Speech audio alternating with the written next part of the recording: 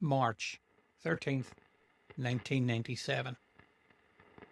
A clear night over Arizona. Just after 8 o'clock, people started looking up towards the sky. Witnesses report a vast formation moving through the sky. Silent, slow, steady. Some say it looked like a V. Some say it blocked out the stars. Later that night, more lights appeared over Phoenix. Bright, stationary, and eventually fading out one by one. 2 sightings become one legend. This is the Phoenix Lights.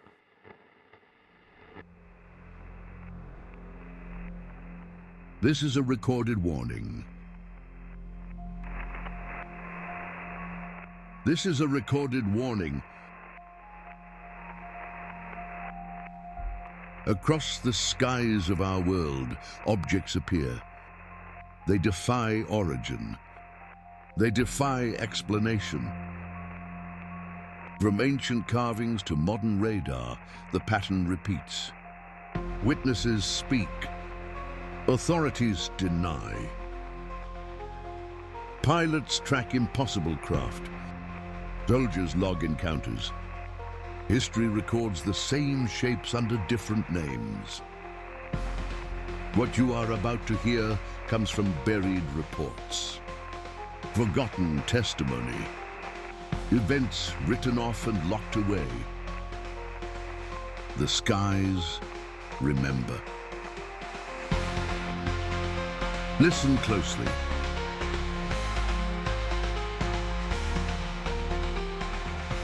This is Unknown Skies.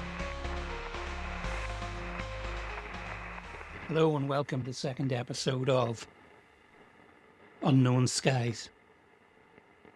Tonight's case takes us to Arizona, Thursday, the 13th of March, 1997. The Phoenix Lights. This is not a case built around one witness. It's not even based around one person looking out one window. This was a mass sighting, probably the biggest mass sighting in modern UFO history. Reports came from civilians, police officers, pilots, public officials, and entire families.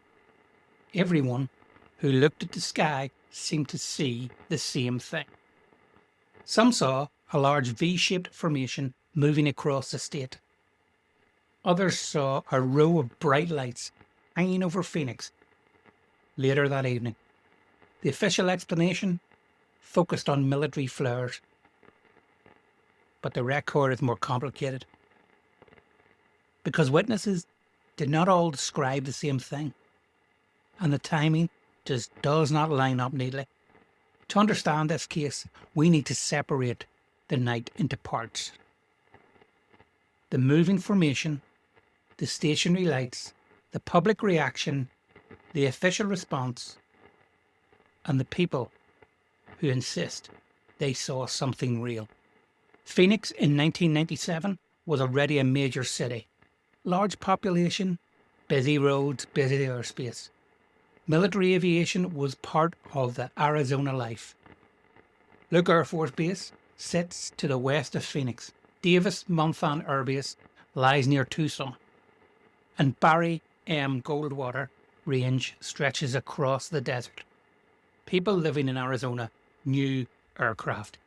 They knew helicopters, they knew jets, they knew the distant movement of training flights. That fact matters. Many witnesses were not looking for something strange. They were not gathered for a sky watch. They were not primed for a news story. They were at home, driving, walking, eating dinner, going about their normal Thursday night. Then further south, Prescott, Phoenix, Tucson. A line of sightings running across hundreds of miles. Not one neighbourhood, not one street, a corridor. As reports moved south, the descriptions began to repeat.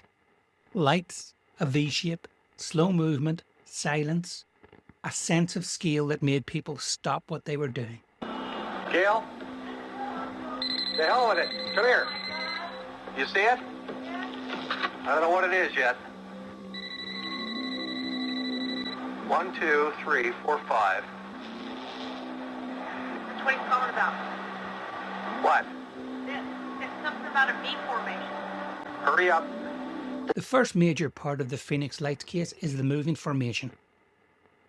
This is the part described as a boomerang or triangle or V shape.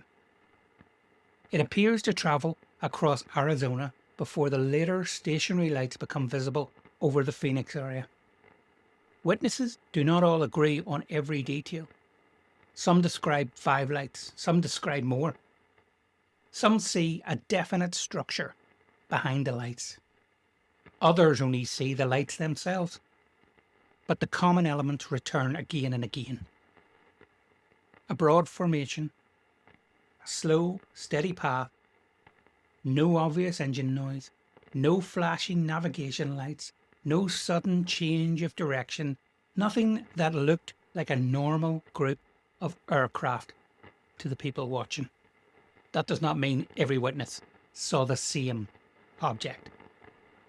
It does mean, however, the event produced a large number of reports with overlapping features. This is where the case becomes difficult.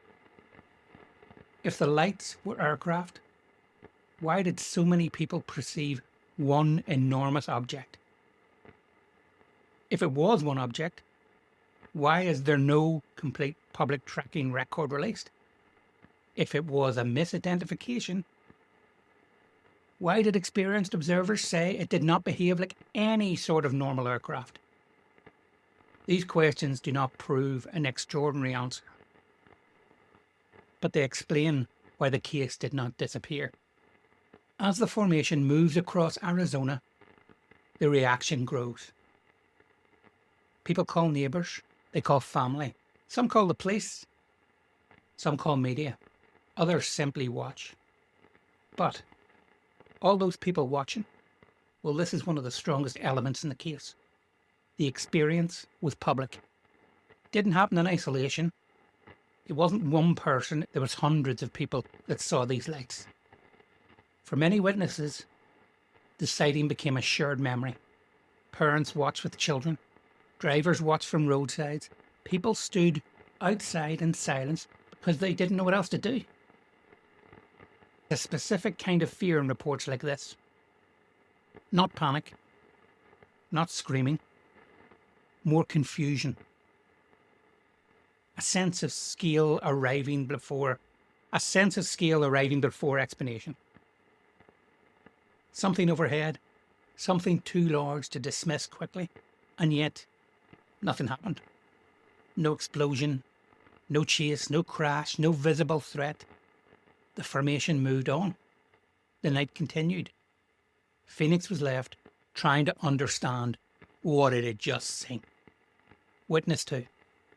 Later that evening, another set of lights appeared. These are the lights that most people now recognise from the footage.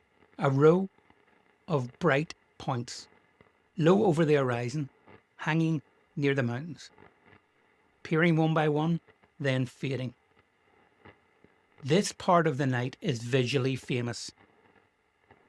It is also the part most often explained by military flares. The Phoenix Lights case is often compressed into one event, but the witness's record points at least to 2. First, the moving formation. Then the stationary lights. The flare explanation fits the lights better than it does the earlier formation. Flares descend, they burn, they drift. They vanish as they fall behind terrain or burn out. From a distance, they appear suspended. They look strange, especially at night over dark mountains. The later lights have a strong conventional explanation. But that does not automatically explain what was happening earlier on with the V-shaped formation. The mistake is treating the whole night as one simple object. It's not that simple. It was a sequence of events that needs to be broken. The official explanation focused on flares dropping from a military training exercise. Aircraft from Maryland Air National Guard were later connected to the event. Answer: flares, training exercise, misidentification. For the later lights, this explanation has weight. Matches the footage better than most theories. It explains the lights appearing and fading, and it explains their position near the horizon. It explains why they seem to hang over the mountains, but it does not close every part of the case. Many witnesses insist they saw something before the flare event. A moving formation, a structure, something passing overhead. Not lights falling in the distance. That is the division at the centre of the Phoenix Lights. The official accounts for part of them. Witnesses argue it doesn't account for all of the night. A call from a man who said he lived in Phoenix. He was a disabled veteran, and he told me his hobbies included listening to the CB and taking videos, and that he had professional equipment to do that. And he was listening to the truckers along I-17 going south, and they were talking about this huge object that was traveling south. So he decided he was going to go up on his roof and take some video, which he did. He said he got some really good pictures, and he wanted me to see it. So I told him, could you make a copy and send me a copy? He said he would do that and send it to me. So I didn't hear from him for a couple of weeks. And he called me again, and he asked what I thought of the video. I said I never got it. And when did he send it? He said he didn't, but was going to get copies made. He was on the way to get copies made and bring it to City Hall when two men turned up at his door. And they said that they came for the videos for Barwood. He asked them, are you from her office? And they said, yes. And I said to him, well, I don't have any men in my office. I just had 3 women. Witness 3. The public response to the Phoenix Lights included one of the strangest moments in UFO history. Governor Symington held a press conference. Let me just say that I believe that a serious offense for anyone, human, space alien, or otherwise, to engage in mysterious activity in our nighttime sky. People expected seriousness.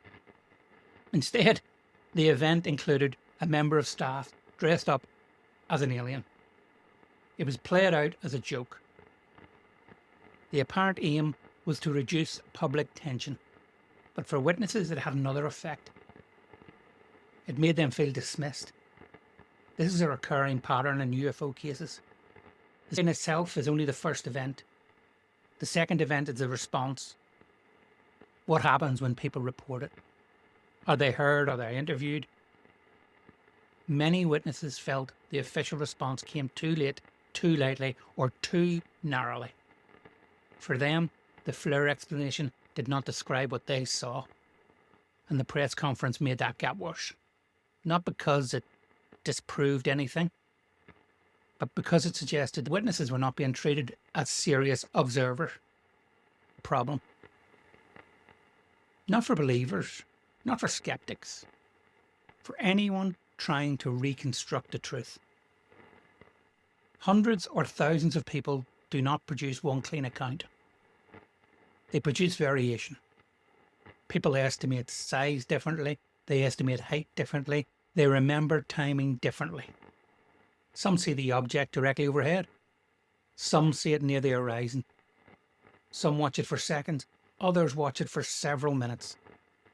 Memory changes, stories sharpen, media coverage feeds back into later recollection. This does not mean the witnesses are lying. It means witness testimony is human. The Phoenix Lights case has strength because of its volume. Challenge is defined the repeated detail, the format, the silence, the scale, the slow motion. The fact that many witnesses separate what they saw from the later flare footage. This is where the case holds. Not one perfect account, but a number of accounts that match in the overlap. Witness 4. Several conventional explanations that were given for these lights. Aircraft flying formation, the military flares, misidentified lights, atmospheric effects. I think if there had been a swamp in the area, we'd have been looking at swamp lights. But combination of events, combination theory, is a strong conventional approach. It does not force every report into one box. It allows later footage to be the flares, it allows the formation footage to be aircraft, and it allows some reports to be mistaken. It accepts that a mass sighting spreads confusion, but there's still problems. An impression described by the witnesses. Navigation lights blink. Formations shift. A group of aircraft do not normally create an impression of one solid craft blocking out stars. Unless size in a night sky, a small object and a large object. A small object nearby and a large object far away can look alike, without radar records, photos or reliable distance markers in the public domain. It becomes difficult. That is the honest position. Phoenix lights are not fully explained by one sentence. They are also not proof of one extraordinary conclusion. They sit in the middle, as do most UFO cases. Phoenix lights matter because the case sits at the edge of public credibility. It happened over a major city. It involved a large number of witnesses, and it involved public officials. It produced footage, it produced an official explanation, and it also produced lasting disagreement. Most UFO cases fade because the witness pool is so small. Phoenix did not fade. Too many people saw something. Too many people kept talking. Too many accounts were tied to ordinary lives. A family in a garden, a driver on the road, a councilwoman taking calls, a governor later saying that he saw something too. Yep, he flipped. And later, when he wasn't governor, he said that he saw the lights. The case, unfortunately, arrived before the smartphone culture. In 1997, people did not all have high-quality cameras in their pockets. Some videos exist, but not enough to settle the event. Today, that absence feels suspicious to some. At the time, it was normal. People watched first. They recorded later. They recorded later, if they recorded at all. There is a human cost to sightings like this. Not trauma in every case, but a shift. People who saw the lights had to decide what to do with the memory. Ignore it, explain it away, tell people, stay quiet. For some, the hardest part was not the sighting, it was the response. Being laughed at, being told they saw flares, being told the matter was closed. This is why witness audio matters in this episode. Not to prove the object was one thing or another, to preserve the experience. A voice carries uncertainty in a way transcriptions do not. Pause, a hesitation, a witness trying to describe scale, someone searching for the language and feeling. That's all useful, that's all truthful. The record remains through people. People are imperfect, but they are also the case. Witness 5. So where does the Phoenix Lights case stand? The later lights have a strong conventional explanation. Military flares, dropped during training, seen from a distance, recorded over the horizon. That part of the case is not weak, it's plausible. But the earlier, moving formation remains harder to close. Some witnesses describe aircraft-like lights. Others describe one huge structure. The official response did not produce a complete public reconstruction that satisfied the witness record. That satisfied the witness record. The likely answer depends on how much weight you give to the witness perception.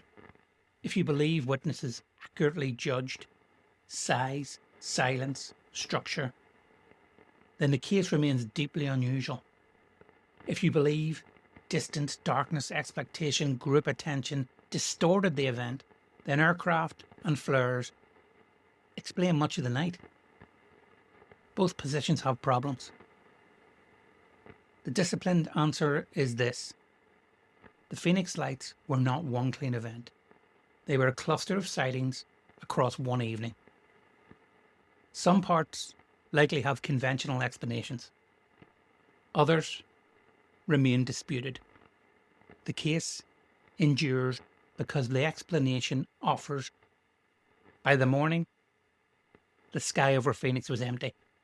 No wreckage, no landing site, no official emergency. The city went back to normal, but for thousands of people, the night did not resolve. They had seen lights across the desert. They had seen a formation move over homes and roads. Some believed they seen one massive aircraft. Others saw a line of lights that could not be identified. The government pointed to flares, skeptics pointed to aircraft, witnesses pointed back to the sky and said, no, not what I saw. That is where the Phoenix Lights remain. Between record and memory, between explanation and experience, between what the footage shows and what the witnesses say passed above them.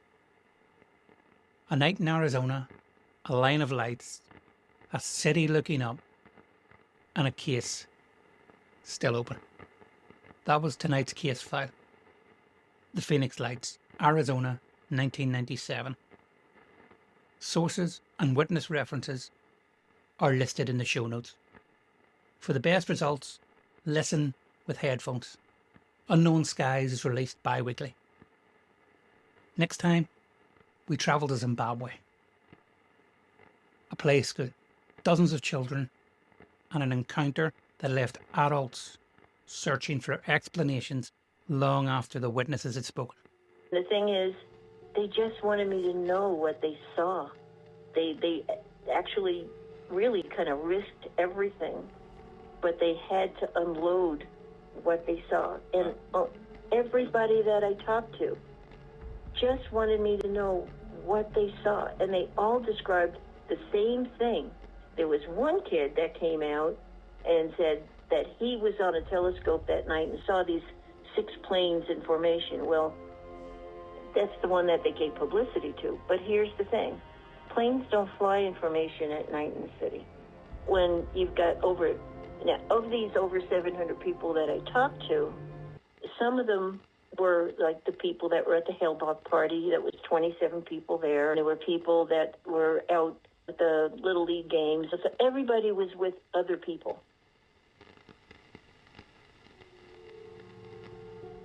Leave us 5 stars. It helps and gives us motivation to continue.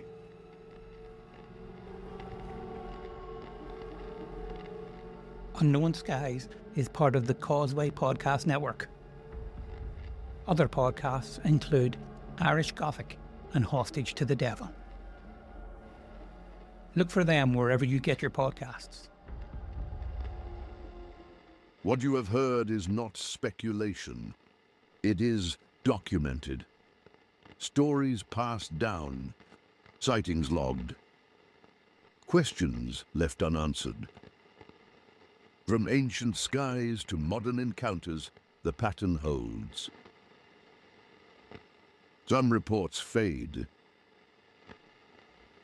but others endure. Unknown Skies is part of the Causeway Podcast Network. Original stories, built for listeners who keep asking why. More transmissions will follow. Until then, watch the skies. Listen for the signal, because They are watching us.